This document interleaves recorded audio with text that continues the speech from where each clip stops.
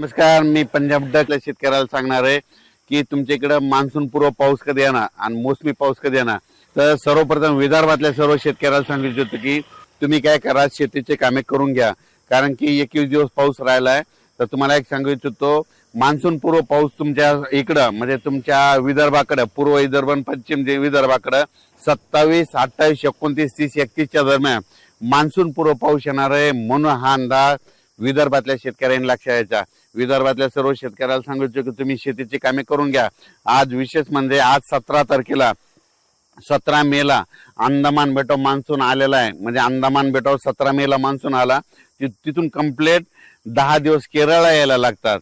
मग 10 दिवस म्हणजे 26 तारखेला तो केरळ येईल आणि त्याच्यानंतर 5 ते 7 मध्ये 7 जून पर्यंत म्हणजे महाराष्ट्रात पाऊस दाखल होऊ शकतो। म्हणून हा अंदाज विदर्भातल्या शेतकऱ्यांनी लक्षात घ्यायचा आणि आपण आपल्या शेतीची कामे करून घ्यायची।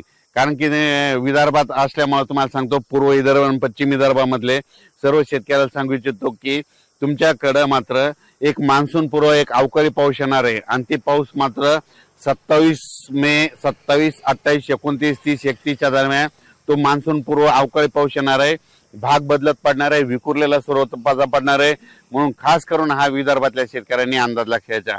त्याच्यानंतर विदर्भाच्या बाजूला मराठवाडा आहे, तर मराठवाड्यामध्ये मान्सून पूर्व पाऊस कधी येणार, म्हणजे मराठवाड्यात देखील 27, 28 मेच्या नंतरच मराठवाड्यात देखील एक मान्सून पूर्व अवकाळी पाऊस येणार आहे। म्हणून हा मराठवाड्यातल्या शेतकऱ्यांनी अंदाज लक्षायचा।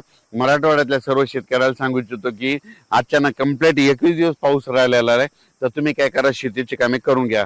त्याच्यानंतर तुम्हाला सांगू इच्छितो उत्तर महाराष्ट्रातल्या देखील शेतकऱ्याला सांगू इच्छितो की तुम्ही काय करा, अचानक पाऊस कंप्लीट 21 दिवस राहिलेला आहे। तुम्ही जवळपास म्हणजे 21 दिवसापर्यंत तुम्ही तुमची शेतीचे कामे करून घ्या, कारण की उत्तर महाराष्ट्रात देखील म्हणजे 27, 28, 29 म्हणजे मेच्या शेवटच्या आठवड्यात चांगला एक मान्सून पूर्व अवकाळी पाऊस येणार आहे आणि त्यामध्ये तुमची शेतीची कामे होणार आहे। पण या पावसामध्ये विजेचं प्रमाण जास्त असल्यामुळे शेतकऱ्यांनी शेतीचे कामे करत असताना आपली स्वतःची काळजी घ्यायची, झाडाखाली थांबायचं नाही।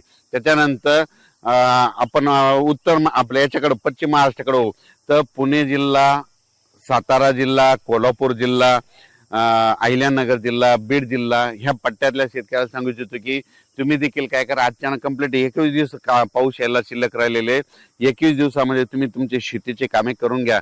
कारण की मेच्या शेवटच्या आठवड्यात पुणेकडे देखील एक आणि कोकणपट्टी घाटमाट्यावर देखील पाऊस सुरू होणार आहे। म्हणून हा अंदाज सर्व शेतकऱ्यांनी लक्षात घ्यायचा। मग सांगायचं झालं तर कोकणपट्टीकडे तर जवळपास 23 तारखेच्या नंतर तिकडे पावसाचं वातावरण तयार होणार आहे। म्हणजे कोकणपट्टी, सातारा, कोल्हापूर, सांगली हे पट्टा, त्याच्यानंतर अहिल्यानगरकडे 24 तारखेच्या नंतर तिकडे वातावरण बदलायला सुरुवात होईल।